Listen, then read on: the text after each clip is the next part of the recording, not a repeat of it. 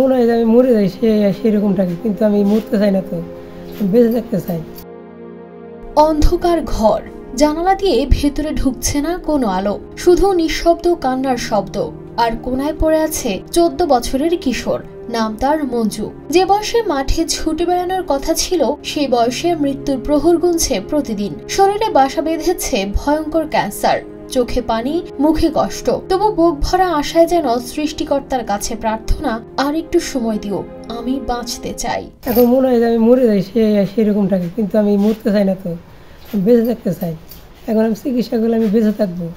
আমার অনেক ব্যথা পেটে, আমি শুয়ে থাকতে পারি না, হাঁটতে পারি না, বয়ে থাকতে পারি না। আমি খালি পুষ করে এমনকি বেঁচে আছি এখন দাগির উপরে। খাওয়া দাওয়া করতে পারি না, আমি খাওয়ার পরে আধা ঘন্টা 1 ঘন্টা পরে আমি বমি করে দিই, আমি হজম করতে পারি না। আমার পাকস্থলী কাটে ফেলে দিতে, তো সেই জন্য আর কি আমি খাওয়ার পরে আমার আর হজম আর না, বমি আসে। বিছনার মধ্যে আজ 2 মাস ধরে পড়ে রয়েছি, আর একবার বিছনায় পড়া, আগা মুতা সব আমার ঘরে।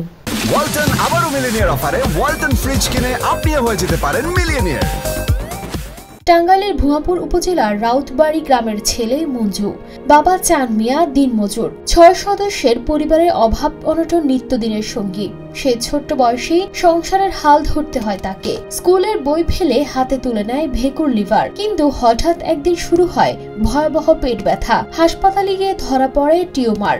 ধার দেনা করে কোনোভাবে অস্ত্রোপচার করায় পরিবার, কিন্তু কিছুদিনের মধ্যেই আবারও ভেঙে পড়ে মঞ্জুর শরীর। নতুন রিপোর্টে উঠে আসে ক্যান্সারের খবর। 5 মাস ধরে বিছানায় পড়ে আছে মঞ্জু। চোখে শুধু ভয়ের ছাপ, আরো খারাপের দিকে যাচ্ছে শরীর। টাকার অভাবে বন্ধ হয়ে গেছে চিকিৎসা। কিছু টাকা ঘুরে শেষ করে আলাইছি। টিউমার হয়েছে, ক্যান্সার হয়েছে, এখন তো হাতের টাকা পয়সা নাই, আমরা কোন দিকে কি করবো।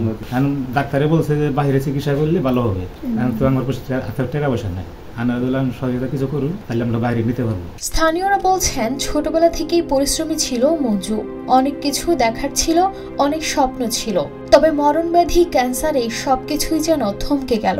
এলাকায় সমাজে কত উত্তর মানুষজন আছে, তারা যদি সহযোগিতা করে তাহলে হয়তো চিকিৎসা করা সম্ভব হবে। মঞ্জুর চিকিৎসায় সহায়তা দেওয়ার আশ্বাস এই কর্মকর্তার। তিনি আমাদের কাছে একটি আবেদন করেছেন কিভাবে তাকে আর্থিক সহযোগিতা করা যায়। তো আমাদের ক্যান্সার কিডনি কর্মসূচির আওতায় তাকে আমরা হয়তো বা 50,000 টাকার একটা আর্থিক সহযোগিতা করতে পারবো, সেই উদ্দেশ্যে আমরা আবেদন করিয়েছি এবং এটা যত শীঘ্রই সম্ভব আমরা ঊর্ধ্বতন কর্তৃপক্ষের সাথে কথা বলে এই আবেদনের মাধ্যমে তার 50,000 টাকার ব্যবস্থা করে দেওয়ার চেষ্টা করব। কিন্তু শুধু কি আশ্বাসই যথেষ্ট?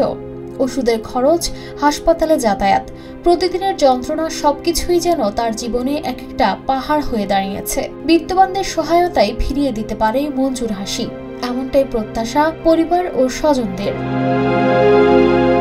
News desk, RTV।